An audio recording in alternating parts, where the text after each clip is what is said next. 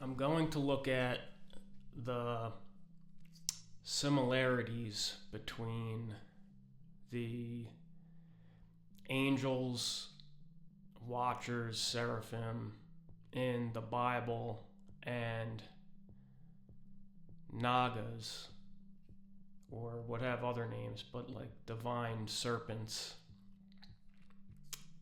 in Asia and India and really all over the world. There's also the Central and South American like divine serpents like Quetzalcoatl and stuff. So I guess I'll just start with this. The Nagas are a divine or semi-divine race of half-human, half-serpent beings that reside in the netherworld and can occasionally take human or part human form, or are so depicted in art.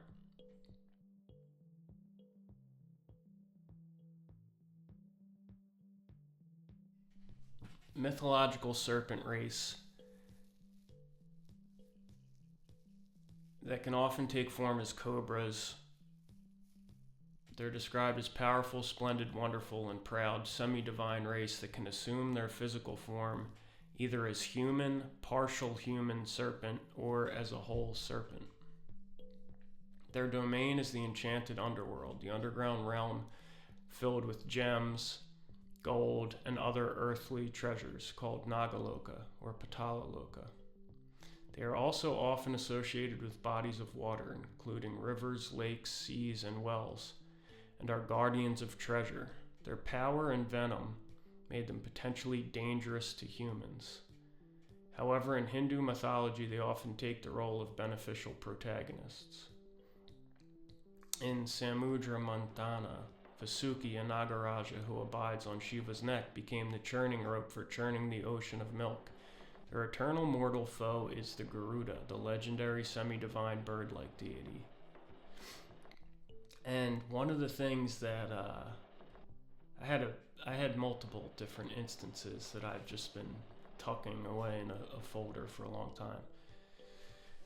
One thing that's definitely interesting about the whole thing is the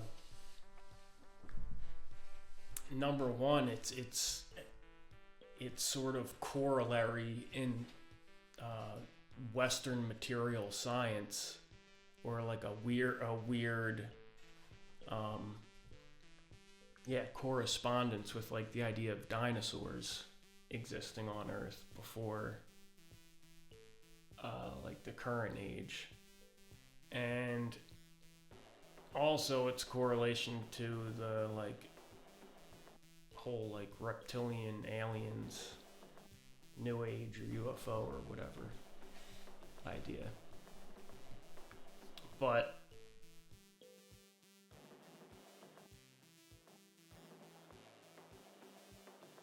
well, one of the things I'll come back to it, but one of the things that's always stuck out to me is the Nehushtan in the Bible, which is when fiery flying serpents bite all the people, and Moses lifts up the bronze serpent on the staff or the cross, and the people are healed.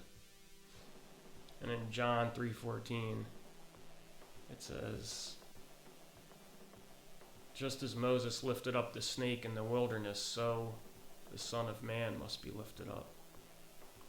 So there's a correspondence between Jesus and the serpent that's lifted up in the wilderness. But I'll come back to that one. One of the things that set me off thinking about it, or I recognized the correspondence, was this one of the parts in the Krishna book, which I believe the Krishna books are sort of like just a condensation or selections from the Srimad Bhagavatam, which is like a much longer multi-volume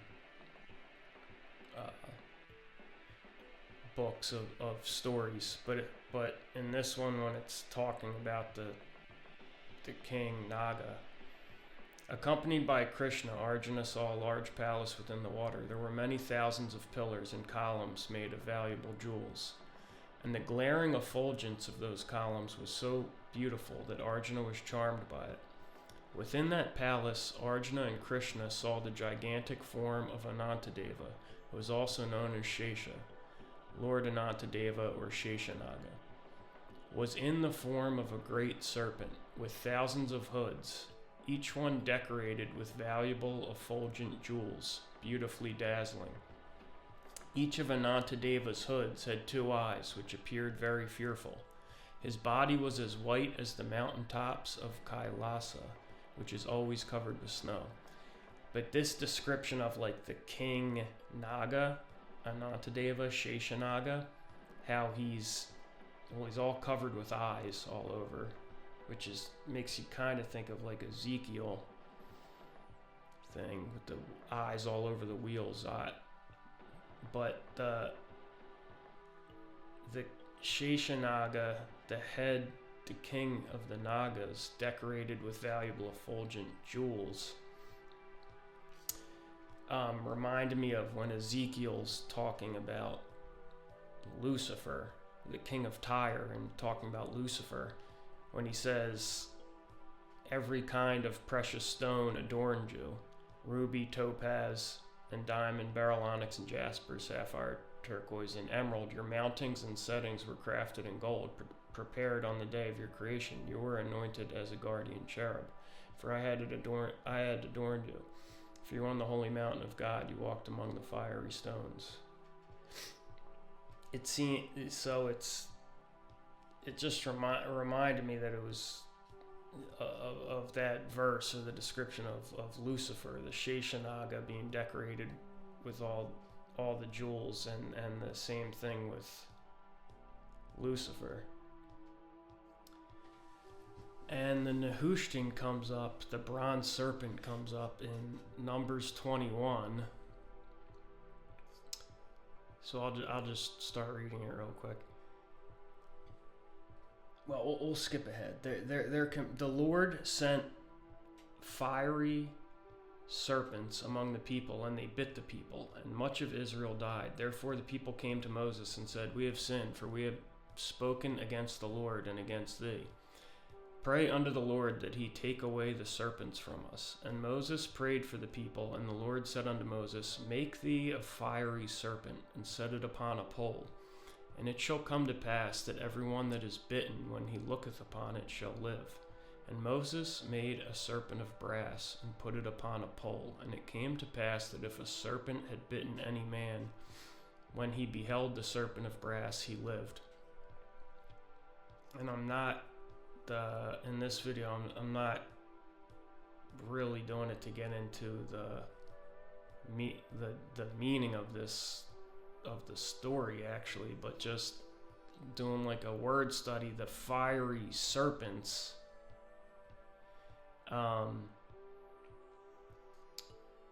whenever you see like Bible studies on this, they always say, oh, they're fiery and flying because it means like they're poison, or they stung them or bit them and it was so fiery when they bit them. But if you actually look at the words, this fiery serpents is Seraph Nakash.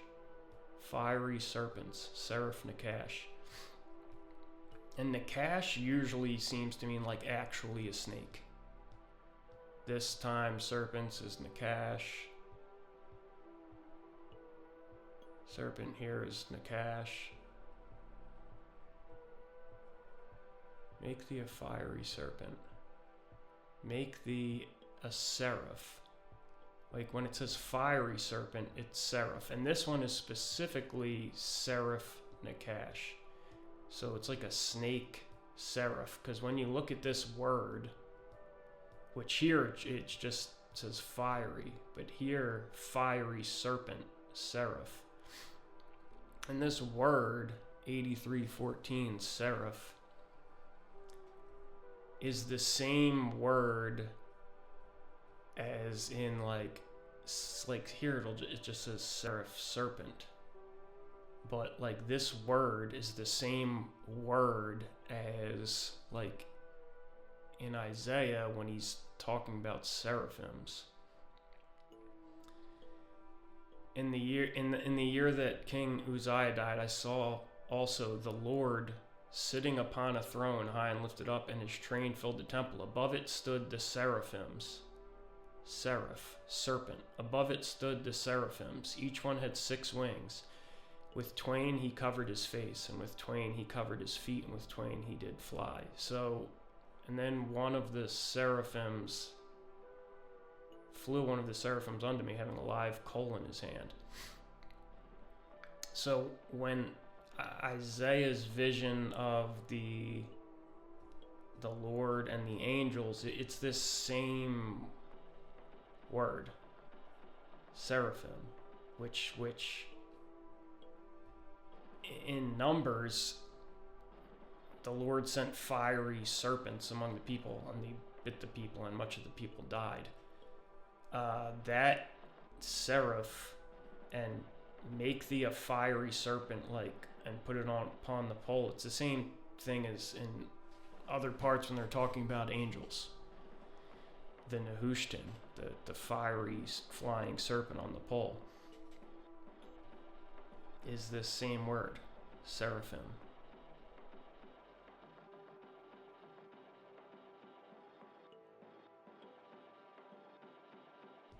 Beings originally mythically conceived with serpents' bodies.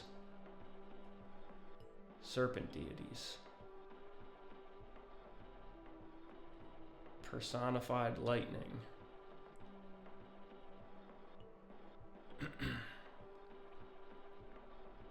Compare also to Egyptian guardian griffins, also called seraph. Assyrian serapu, epithet of the god Nergal. Majestic beings with 6 wings, human hands, voices, attendant bottom. So that's the same word. So basically they're like angels, seraphim snakes. That's what they are. Like when you look like serpents, this word nakash, usually this is like the serpent in the garden. Genesis 3:1. Now the serpent was more crafty and more subtle. Genesis 3:2, the serpent said to the woman said to the serpent, deceive me. The serpent in the garden, that's the word nakash.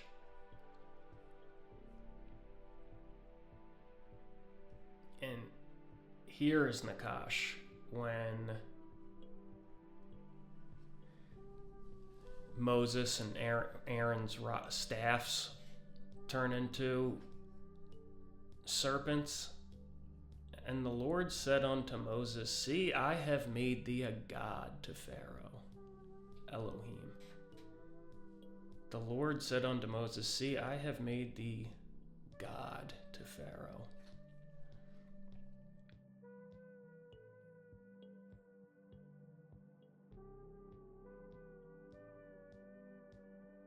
Take thy rod, cast it before Pharaoh, and it shall become a serpent. This one is Tannin. Serpent, dragon, sea monster. Tannin.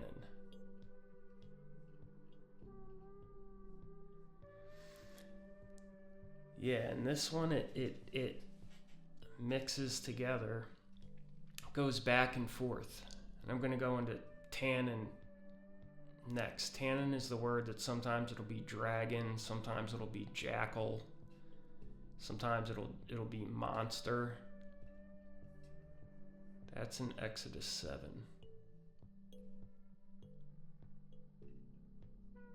This one, Exodus 4.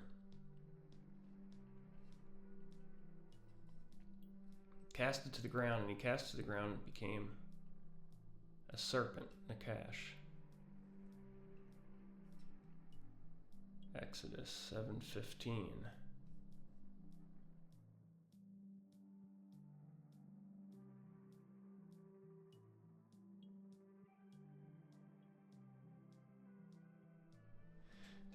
was turned into a serpent, Nakash.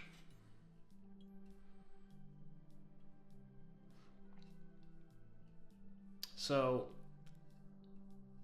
they're used interchangeably, but this one, Seraph, sent fiery serpents among the people. They're like serpent angels, serpent divine beings, and make a fiery serpent and set it upon a pole. Seraph. I don't. That doesn't seem to be used when in the same way as talking about a regular snake. And to put the two words together, yeah, it's the same word as in Isaiah when he sees them around the throne of the Lord.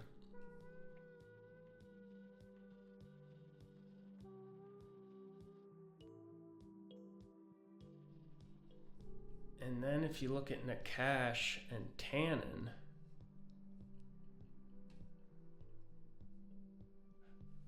fiery serpents, the serpents, this one's Nakash. So then you have Nakash and Tannin.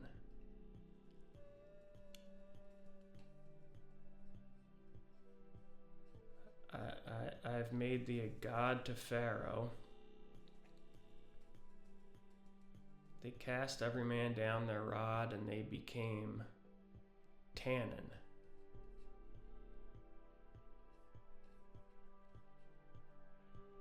Rod was turned into a Nakash. So this word Tannin, 8577, is the same word in Genesis 1 on,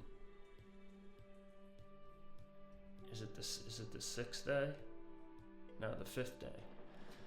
And God said, let the waters bring forth abundantly the moving creature that hath life, and fowl that fly in the open firmament of heaven. And God created great whales, Tannin, serpent, dragon, sea monster. Genesis 1:21. We'll see what this word is in different translations. The great creatures of the sea, great sea creatures, great whales, great sea creatures, sea monsters, large sea creatures. The Aramaic Bible in plain English is, and God created the great dragon. God created the great dragons. So this word, when it says great creatures of the sea, or great, King James says great whales. This same word, other translations say sea monsters, or the Aramaic says the great dragon. That's this word, Tannin. 8577, Tannin. Serpent, dragon, sea monster.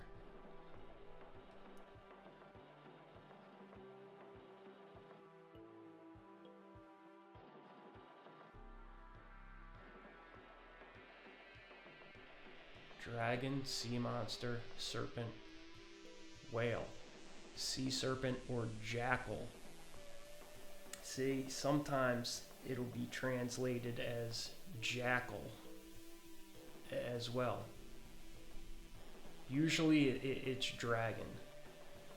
If you look on the right, like other times it's used, that's in Genesis. Sometimes the magician's staffs and Moses and Aaron's staff becomes a serpent. That's the same word, Tannin. But in Job, when it's talking about the great dragon and Leviathan, alternately, it's the same word. It says it calls it Tannin some of the time. What am I looking for? Like if you look at like Jeremiah 9:11, a den of dragons. I will make Jerusalem a heap of ruins. See, but sometimes, like this one, jackals. Sometimes it's dragons, sometimes it's serpents, sometimes it's jackals. A lair of jackals, a haunt for jackals. King James says a den of dragons. New King James, a den of jackals. So it's used interchangeably. Seraph, the fiery flying serpents, are the angels. Serpent angels. Tannin is the great dragon, sometimes sea monster, sometimes dragon, sometimes serpent, sometimes jackals. And why I think it's interesting that it's like all translated alternately sometimes as like jackals or dragons or serpents is because it's more like just like a chaos being or monster, sort of like Set, like the Set animal.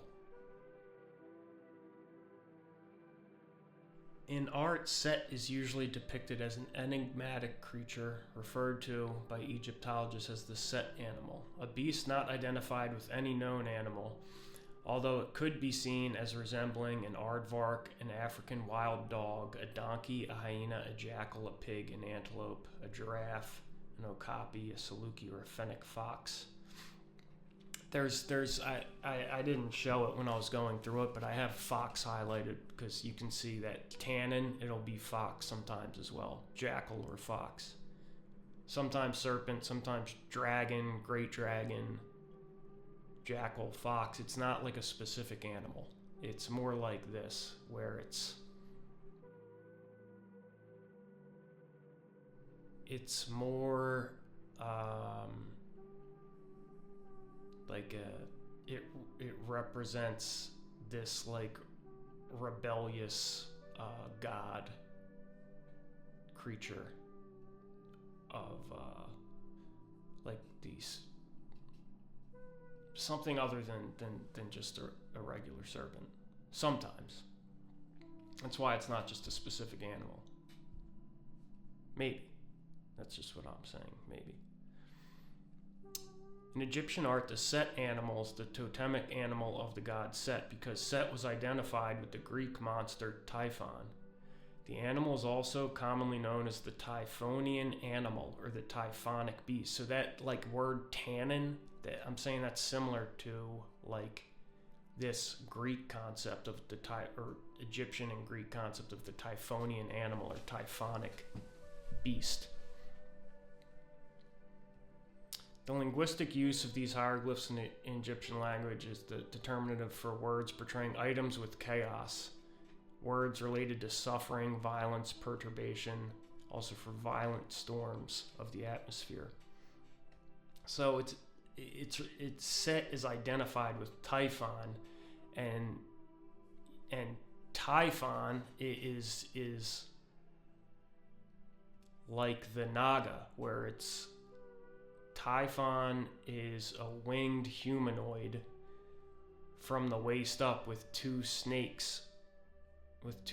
tails for legs below. So it's similar to the concept of a Naga, where it's either they can appear either human, half serpent, or like fully as a serpent. But this half human, half serpent, it's I don't know what it is, but I'm just saying all these things are related. You can kind of see that there's like a larger worldwide like context, like deeply ingrained in this psyche, the collective mind, related to these ideas.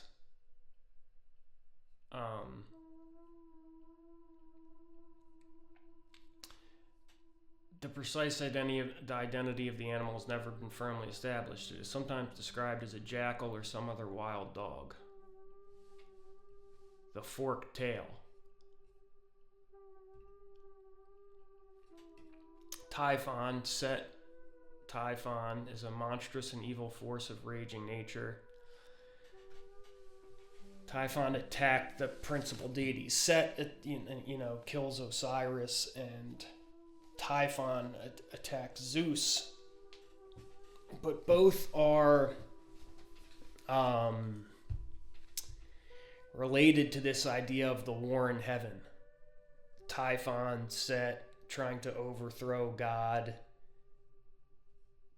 which again is like very similar to the idea of Lucifer trying to overthrow God.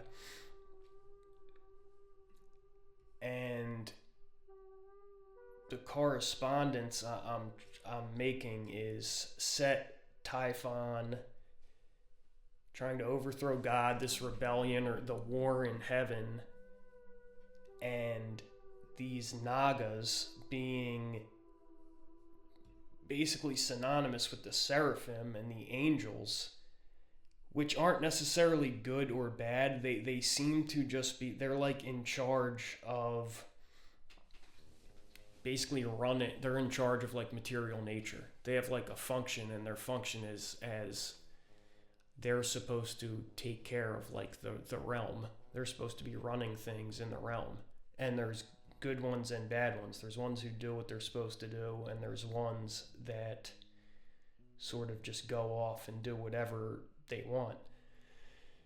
And this correspondence between like the king Naga or the king seraphim or watcher or whatever, and maybe Lucifer in like the biblical story.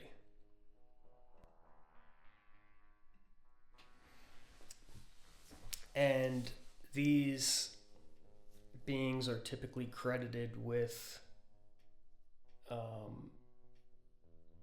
initiating civilization, agriculture, civilization, written language, and all this kind of stuff. Another correspondence is with the god Dagon, like when Jonah is swallowed by the whale and taken to Nineveh. This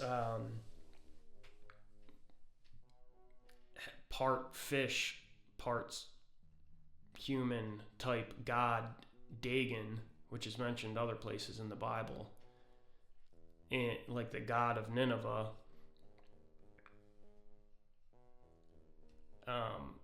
prominent among the divinities of ancient Assyria, as shown by the monuments, was Dagon, a creature part man and part fish.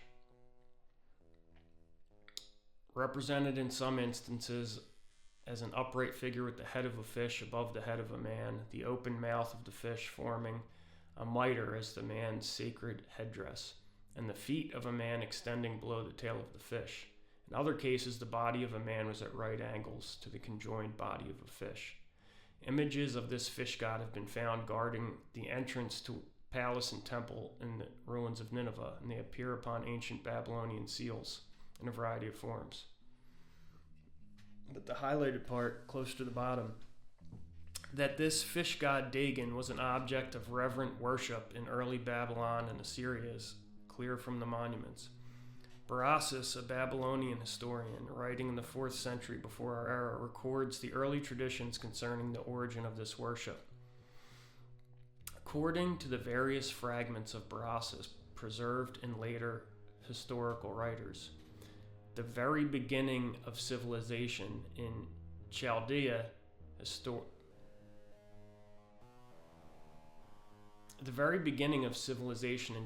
and Babylonia was under the direction of a personage, part man and part fish, who came up out of the sea. According to the account of this tradition given from Berossus by Apollodorus, I don't think there's actually anything surviving from Berossus. He's just quoted and other writers, but the whole body of the animal was like that of a fish and had under a fish's head another head, and also feet below, similar to those of a man, subjoined to the fish's tail. His voice, too, and language were articulate.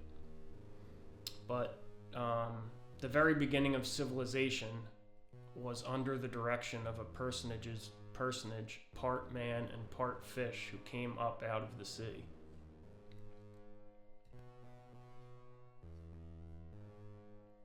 And jumping to the Nomo, Dogon, African stuff. In the Dogon religion and creation mythology, it says that Nomo was the first living creature created by the sky god Amma. Shortly after his creation, Nomo underwent a transformation and multiplied into 4 pairs of twins. One of the twins rebelled against the universal order created by Amma. To restore order to his creation, Amma sacrificed another of the Nomo progeny, whose body was dismembered and scattered throughout the universe. It's definitely a strange correspondence to, like, Set, Typhon, the first being rebelling against God, and God having to sacrifice another of his progeny. Like, there's definitely a strange correspondence to, like, Jesus, and Osiris, whose body was dismembered and scattered throughout the universe, like Osiris being chopped up by Set into 14 pieces and scattered all throughout the creation, which in a way definitely is like a agricultural thing, but it's also, I think, about wisdom and sort of all the pieces of just the big picture and the story kind of being all compartmentalized and divided up in all the different cultures and areas of the world. And the Nomo are amphibious, hermaphroditic, fish-like creatures with humanoid upper torsos, legs, feet, and a fish-like lower torso, masters of the water, the monitors, and the teachers. It's definitely like a very similar concept to the Watchers and these angels, like the reptilian angels, seraphim, watchers, monitors, teachers. And they're also, a lot of these things, sometimes they're described like Dagon, as part human, part fish, but the same beings a lot of times will be described as part human, part serpent. Which again is similar to, like, in the Bible with, like, the seraphim, Nakash, and Tannin being sometimes serpent, sometimes the dragon, sometimes jackal. Serpent and dragon are great sea creatures, and serpents and dragons.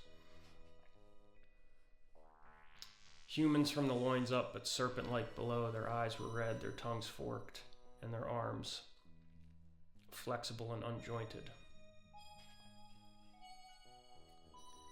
Androgyny versus single-sexed beings was said to contribute to a disorder at the beginning of time. The jackal was alone from birth, said Ogo Tamil, and because of this, he did more things than can be told. The single-sexed male jackal who was born without a soul. Because of his solitary state, the first son of God acted as he did. He's like the bad guy in the Nomo, the Dogon Nomo thing. And he's like Set or Satan or Lucifer or something. And like Typhon. It's also similar to, like, the whole, he was born single and people were supposed to be born double, and the hermaphroditic and androgyny thing divided into two sexes is also like Adam and Eve, and Eve being split off of Adam, and it's not good for man to be alone, and it's too much to really deconstruct it all, but there's definitely a correspondence. And then there were 8 original ancestors. The 8 original ancestors were really 8 pairs, but the 8 original ancestors occurs pretty much everywhere. Which is, it's similar to like the 8 people on the ark that restarted the whole human population, like Noah and his 3 sons. So there's 4 of them and their 4 wives. Like the 8 original ancestors are like the 8 people on the ark. And that shows up everywhere. They're sages, half man, half fish, the son of the god Ea. Adapa is the same as the fisherman of the Adapamut, the son of the god Ea. Yeah, Oannes, and they teach everything to man. The Oannes in the Greek version passes all the knowledge of civilization to people. So Adapa is described as having been made perfect with broad understanding to reveal the plans of the land. So again, it's similar to Lucifer. The 7th Aptaklu, Utabuzu, who was said to have ascended to heaven, which is weird because it's similar to Enoch, the 7th from Adam, who is said to have ascended to heaven. So there's definitely all over the world, like from Asia, India, Africa, in Europe, that's a whole different thing, but there's definitely similarities in other ways to the Americas, like the Mayan and Olmec divine serpents and feathered serpents, the Aztec Quetzalcoatl. Quetzalcoatl means feathered serpent, but in the allegorical sense, wisest of men. In Mesoamerican history, many different ethno-political groups worshipped a feathered serpent deity.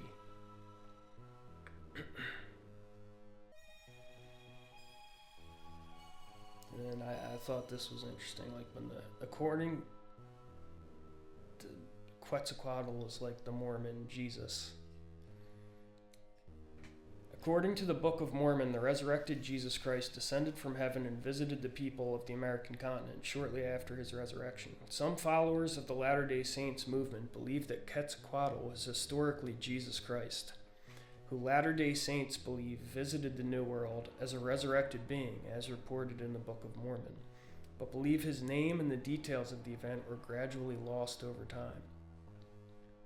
Quetzalcoatl is not a religious symbol in the Latter-day Saint faith and is not taught as such, nor is there doctrine that Quetzalcoatl is Jesus. However, in 1892, one president of the Church of Jesus Christ of Latter-day Saints, John Taylor, wrote, "The story of the life of the Mexican divinity Quetzalcoatl closely resembles that of the Savior, so closely indeed that we can come to no other conclusion than that Quetzalcoatl and Christ are the same being. But the history of the former has been handed down to us through an impure Lamanitish source, which has sadly disfigured and perverted the original incidents and teachings of the Savior's life and ministry." So there's definitely other people have made this correspondence over time of like, just as the serpent, Moses raised the serpent up in the wilderness, so must the Son of Man be raised up. This Lucifer Jesus and serpent Jesus, like correspondence has divine serpent thing has definitely been made before. Quetzalcoatl is often considered the god of the morning star, and his twin brother Xolotl was the evening star, Venus.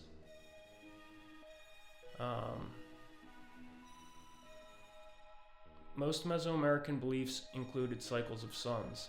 Often our current time was considered the 5th sun, the previous 4 having been destroyed by flood, fire, and the like.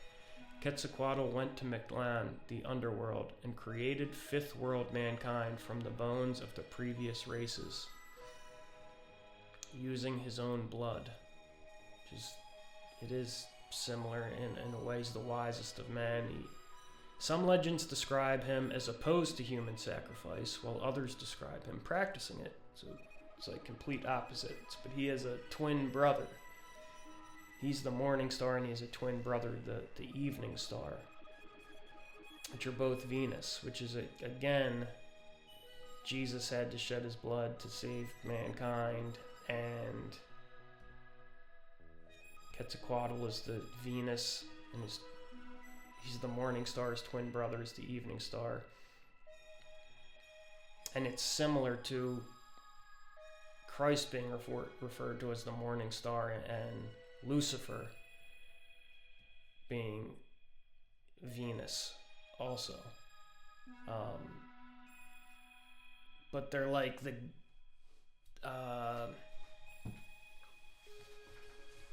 don't want to say the good version and the bad version, but it could kind of be like that, because one's like going down, the evening star, and one is the morning star coming up. Like 2 Peter 1:19, because of that experience we have even greater confidence in the message proclaimed by the prophets. You must pay close attention to what they wrote, for their words are like a lamp, shining in a dark place until the day dawns, and Christ the morning star shines in your hearts. And in Revelation 22:16, I, Jesus, have sent my angel to you, this testimony for the churches. I am the root and the offspring of David and the bright morning star. It's kind of like a prodigal son thing, or something. The falling down of Lucifer and Jesus being the evening star and the morning star, and the ascension. And even, it's kind of like in the Old Testament trying to fix the world and control it all materially by like interfering and ruling the world as a god.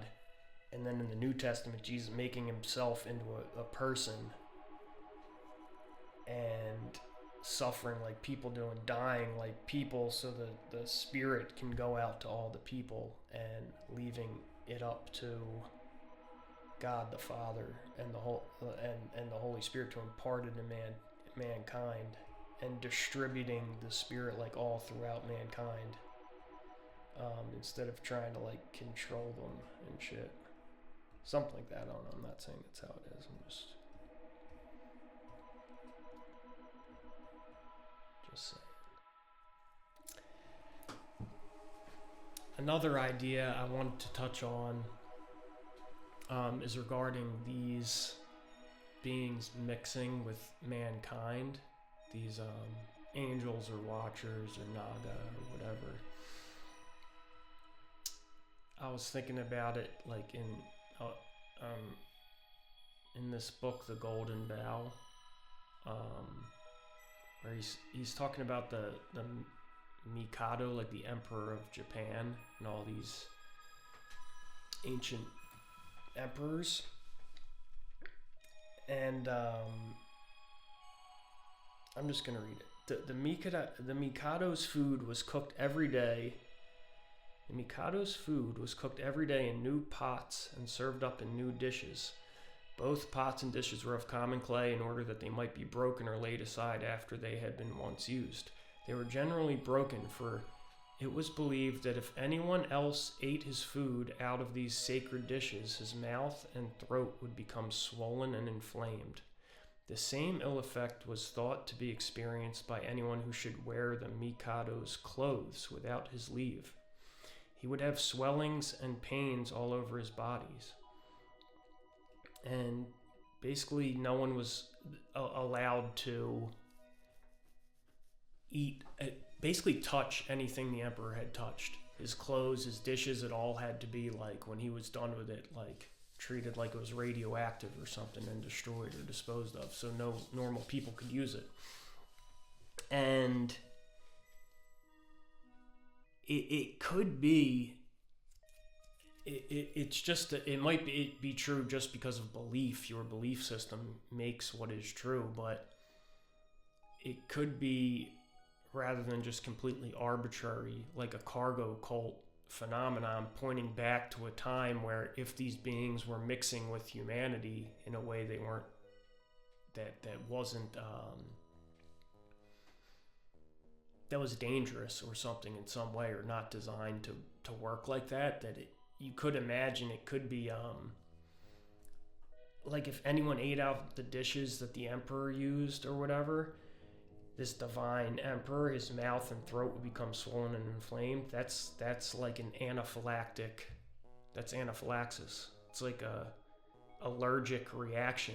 It could be due to like, I don't know, like a venom or something on their skin, but more than likely it could be just a genetic incompatibility, or like a virus that was contagious, or something about their physical being. Or if you want to look at the whole thing as more of like a frequency resonance thing, that whatever resonance their physical being is in is dangerous or destructive if it comes into contact with normal humans. But it could be like a genetic thing, a virus thing, that normal people couldn't come in contact with these things without becoming sick, basically. And like this part down here, in New Zealand, the dread of the sanctity of the chiefs was at least as great as in Tonga. Here, for instance, it once happened that a New Zealand chief of high rank and great sanctity had left the remains of his dinner by the wayside. So this is, other side world. This is in New Zealand. A slave, a stout, hungry fellow, coming up after the chief had gone, saw the unfinished dinner and ate it up without asking questions. Hardly had he finished when he was informed by a horror-stricken spectator that the food which he had eaten was the chief's.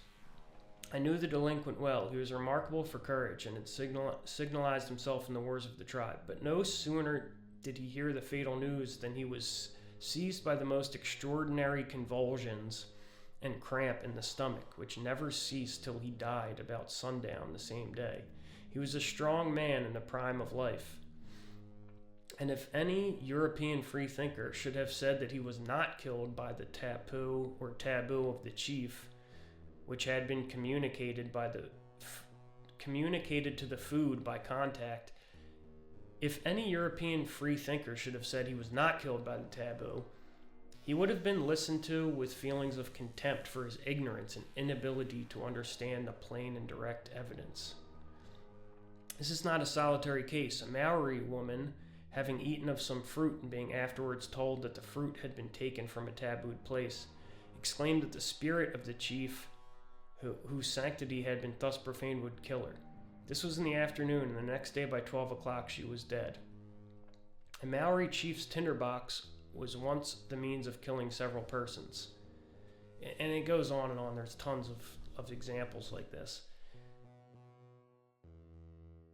There's tons of examples like this, but instead of being just dismissed as basically totally random,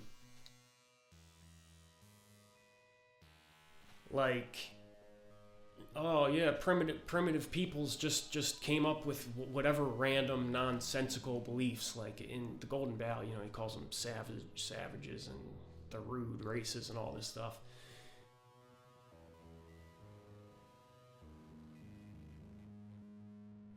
But what if they weren't just completely random, but in their like memories of a way things were in the past that have carried on and created those beliefs of maybe these beings actually having this real effect if they had contact with people, of causing allergic reactions or killing them or whether it be radiation or some kind of incompatible resonance or a genetic contamination or a virus or a poison or whatever it is. Some sort of incompatibility between these beings that came to rule mankind and jumpstart civilization and agriculture. An incompatibility somehow between them and normal people.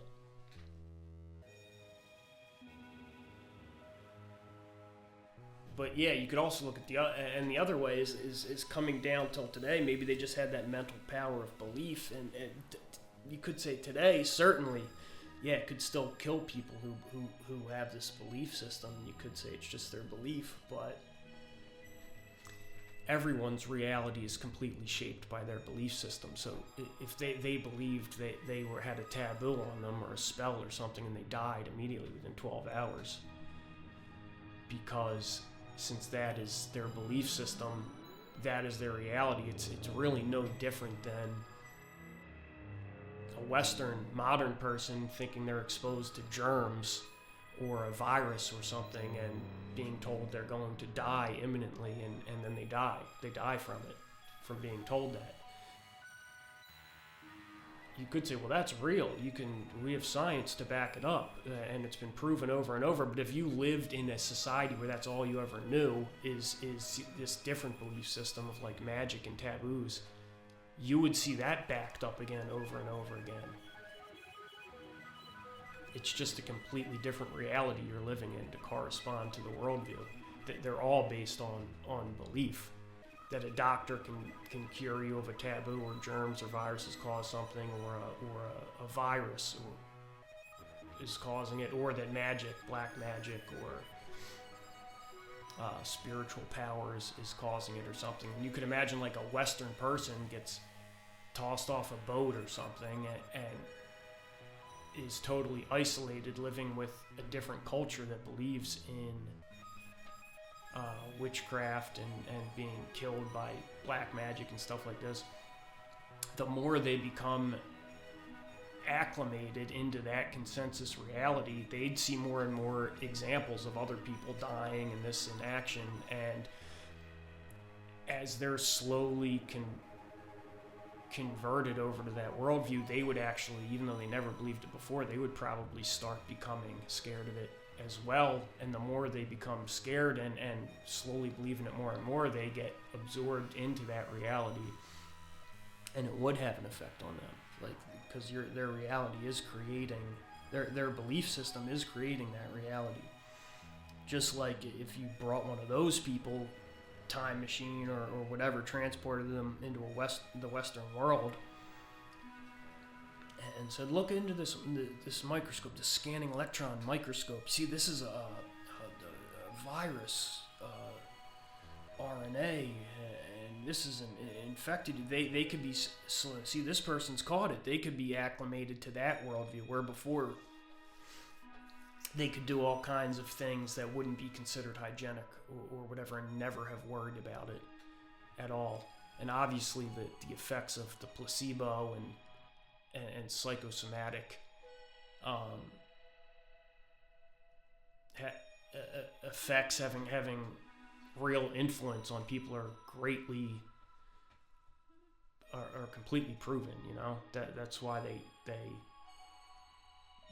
a large percentage of drug studies and stuff they do, that they can never get a result. That they have to demonstrate a result beyond the placebo effect, which is difficult because it's substantial.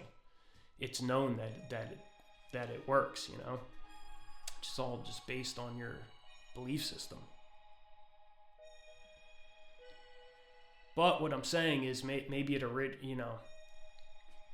where does the belief system originate? You could look at it either way. I'm not saying it is either way, just the belief where it really came from a real thing. But a lot of these taboos from like rulers, that if you touch any of their stuff, you'll die or get sick and break out in a rash or have an anaphylactic reaction, maybe it points back to